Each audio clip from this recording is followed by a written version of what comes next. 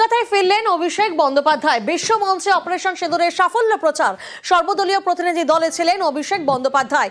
5টি দেশে ঘুরে পাকিস্তানের পর্দা ফাঁস করেন অভিষেকরা। আজ বিদেশ মন্ত্রী সর্বদলীয় প্রতিনিধিদের বৈঠক। বিদেশ মন্ত্রীর বৈঠকে থাকছেন না অভিষেক, কারণ পূর্ব নির্ধারিত কর্মসূচি রয়েছে। সেই পূর্ব নির্ধারিত কর্মসূচির জন্য থাকতে পারবেন না। বক্তব্য লিখিত আকারে বিদেশ মন্ত্রকে জানাবেন অভিষেক। 5টা দেশে আমরা গেছি, বিভিন্ন পর্যায়ে বৈঠক হয়েছে, কথা হয়েছে। বৈঠক ডেকেছে দিল্লিতে, এক্সটার্নাল অ্যাফেয়ার্স গেছিল, সেই গ্রুপগুলো সেগুলো নিয়ে আলাদা করে বুঝতে চান। আমি বৈঠকে উপস্থিত থাকতে পারবো না। আমার পূর্ব নির্ধারিত কিছু বৈঠক এবং কর্মসূচি রয়েছে, কালীগঞ্জ নির্বাচন রয়েছে, আমার কিছু নিজস্ব এলাকার কাজকর্ম রয়েছে। আমি সেগুলো নিয়ে আগামী 2-4 দিন ব্যস্ত থাকবো। আমি বিদেশমন্ত্রী ফরেন মিনিস্টারকে জানিয়েছি, যে তার দপ্তরকে জানিয়েছি যে আমার যা মতামত, আমি আমার মতামত লিখিতভাবে তাদের জানাবো এবং আমি সরকারকে জানিয়ে পরবর্তীকালে আপনাদের সামনে আমার যা ফিডব্যাক আমি শেয়ার করব। পেহেলগাঁওতে যে নারকীয় হত্যালীলা চালায় পাকিস্তান এবং তারই প্রত্যাঘাত, তারই প্রতিশোধ অপারেশন সিঁদুর। অপারেশন সিঁদুরের বড়সড় সাফল্য। গোটা বিশ্ব জানে যে ভারতের মারে কিভাবে কুপকাত হয়েছে পাকিস্তান। অপারেশন সিঁদুরে ভারতীয় বায়ুসেনার সাফল্য। পাকিস্তানের 6টি যুদ্ধ বিমান ধ্বংস হয়েছে। অর্থাৎ 7ই মে যে বড়সড় অপারেশন চালানো হয়, যে বড়সড় অপারেশন সিঁদুরের যে অভিযান চলে, ওই অভিযানে পাকিস্তান এবং পাক অধিকৃত কাশ্মীরে থাকা একাধিক জঙ্গি ঘাঁটিতে নিখুঁত অভিযান চালায় ভারতীয় সেনা। আর সেই অভিযানে বিপুল ক্ষতির কথা কার্যত স্বীকারও করেছিল পাকিস্তান। আর এবার যে তথ্য সামনে আসছে যে ভারতীয় বায়ুসেনার বড়সড় সাফল্য, পাকিস্তানের 6টি যুদ্ধ বিমান ধ্বংস। প্রতিনিধি মৈত্রী এই মুহূর্তে আমাদের সঙ্গে রয়েছেন। মৈত্রী, আমরা দেখেছিলাম ভারতের তরফ থেকে বরাবরই এই দাবি করা হয়েছিল যে পাকিস্তানের বড়সড় ক্ষতি হয়েছে, বিপুল ক্ষতি হয়েছে। আর এবার সেই ধ্বংসের খতিয়ান কার্যত গোটা বিশ্বের সামনে। একেবারে দেখো, যে সংখ্যা সামনে আসছে তাতে অন্ততপক্ষে 6টি যুদ্ধ বিমান এবং একটি ট্রান্সপোর্ট বিমান, অর্থাৎ C-130, যে এই C-130 অন্যতম পোর্টেন্ট ট্রান্সপোর্ট বিমান। অন্তত 6টি যুদ্ধ বিমান এবং তার সঙ্গে সঙ্গে এই C-130 এয়ারক্রাফট, তাকে একেবারে ধ্বংস করতে পেরেছে ভারতের কাউন্টার স্ট্রাইক, তেমনই তথ্য আসছে। এবং তার সঙ্গে সঙ্গে কিন্তু একাধিক ক্রুজ মিসাইল, ইউএভি এবং ইউএভিও কিন্তু ভারতের তরফ থেকে ধ্বংস করা হয়েছে এই অপারেশন সিঁদুর এবং তার পরবর্তী সময়ের অপারেশন সিঁদুর চলাকালীন ভারতের তরফ থেকে যে প্রত্যাঘাত করা হয়েছে তাতে। এবং শুধু সেটুকুই নয়, যেটা এখনো পর্যন্ত সূত্র মারফত আমাদের কাছে এসে পৌঁছেছে, ডিফেন্স সোর্সেস মারফত, তাতে এই যে 4 দিনের যে কনফ্লিক্ট চলেছে, সেই 4 দিনের কনফ্লিক্টে ভারতের তরফ থেকে একাধিক হাই ভ্যালু এরিয়াল অ্যাসেটকে ধ্বংস করা সম্ভব হয়েছে পাকিস্তানের। এবং তার মধ্যে অন্যতম একটি প্রায় 300 কিলোমিটার দূরে, অর্থাৎ যে সুদর্শন সিস্টেম রয়েছে, সেই সুদর্শন সিস্টেমের আওতায় পড়ে এই হাই ভ্যালু এরিয়াল অ্যাসেট কে ধ্বংস করতে পেরেছে ভারত। এবং সেটাকে মনে করা হচ্ছে যে কোনো ইলেকট্রনিক ওয়ারফেয়ার এয়ারক্রাফট হতে পারে, অথবা কোনো airborne early warning control system হতে পারে। অর্থাৎ ভারতের তরফ থেকে পাকিস্তানের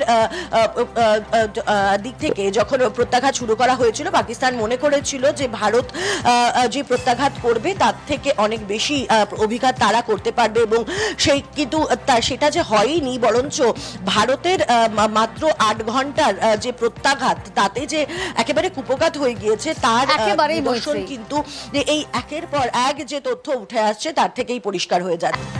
আর এইরকম একটা পরিস্থিতিতে শীর্ষ জায়েজ জঙ্গির রহস্য মৃত্যু। বাহাওয়ালপুরে মৌলানা আব্দুল আজিজ এসরারের মৃত্যু। 2রা জুন জায়েজ জঙ্গি নেতার মৃত্যুর খবর সামনে আসে। আপনাদের মনে করাবো, আজিজ এমন একটা জঙ্গি নেতা যে বারবার ভারত বিরোধী মন্তব্য করে এসেছে। ভারত বিরোধী মন্তব্যের জন্য কুখ্যাত এই মৌলানা আব্দুল আজিজ এসআর, এবং তার মৃত্যুর খবর এবার সামনে আসছে।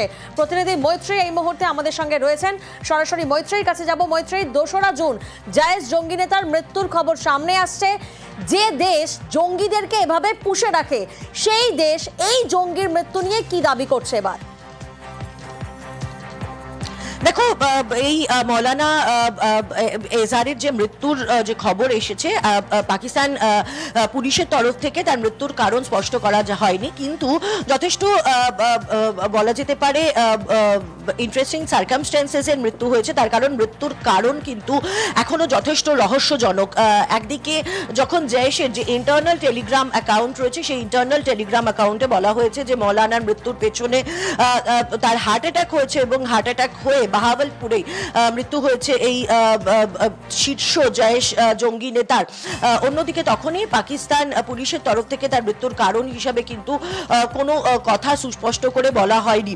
এই জয়েশ জঙ্গি নেতা এমন একজন নেতা যে গজবায়ে হিন্দের কথা বারবার করে বলতো, অর্থাৎ ভারত ভাঙার কথা, ভারত দখলের কথা বারবার করে বলতো এবং তার উস্কানিমূলক মন্তব্যের জন্যই সে কুখ্যাত ছিল।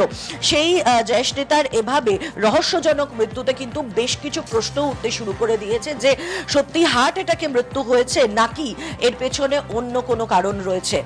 বেশ, 2 বছর আগে তৈরি হয়েছে কালভার্ট, এখনো রং চটেনি, তার আগেই ফাটল, ভেঙে পড়েছে গার্ডওয়াল। এতে ক্ষুব্ধ স্থানীয়রা। তাদের প্রশ্ন, সরকার তো কাজের জন্য টাকা দিচ্ছে, তারপরেও ঠিকাদার কি কালভার্ট বানালেন যে নদীর জল বাড়তেই ভেঙে পড়লো গার্ডওয়াল?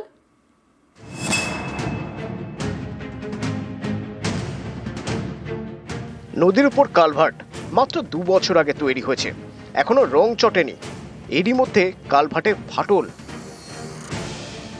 একদিকের গার্ডওয়ালও ভেঙে পড়েছে, গার্ডওয়াল ভেঙে একেবারে নদীতে। এ ছবি শিলিগুড়ির নকশালবাড়ি। কালভার্টের এমন অবস্থা নিয়ে ক্ষোভ উগরে দিয়েছেন স্থানীয়রা, তাদের নিশানায় ঠিকাদার। বাসিন্দাদের প্রশ্ন, সরকার তো খরচ করছে, কিন্তু ঠিকাদার কেমন কাজ করলেন যে 2 বছরের মধ্যেই ভেঙে পড়লো কালভার্টের গার্ডওয়াল? আমরা প্রথম থেকেই অভিযোগ করছিলাম যে রাস্তাটা আমার ব্রিজটা যাতে ভালো হয়, কিন্তু আমাদের কথা অমান্য করে এরা অনেক অজুহাত দেখিয়ে আমাদের কাজটা করাইছে।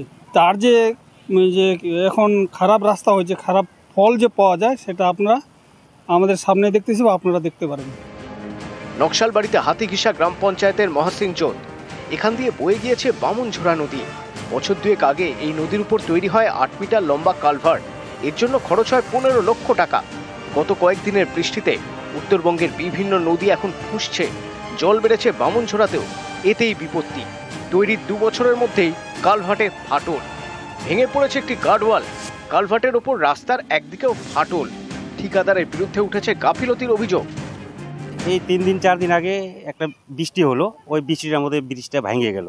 2 বছর হলো কাজ করা, তো আমাদের একটু মুশকিলেই হয়ে যাবে এই ব্রিজ ভেঙে গেলে। তো একটু তাড়াতাড়ি বানানোর চেষ্টা করলে একটু ভালো হয়। হ্যাঁ, দুর্ঘটনা হবেই, এই রাত্রে এখন বড় গাড়ি আসলেই দুর্ঘটনা হতে পারে। আমরা যে এজেন্সি কাজ করেছে তাকেও চিঠি করবো, আমরা সিদ্ধান্ত নিয়েছি এবং এই কাজটা বিসিডব্লিউ কাজ।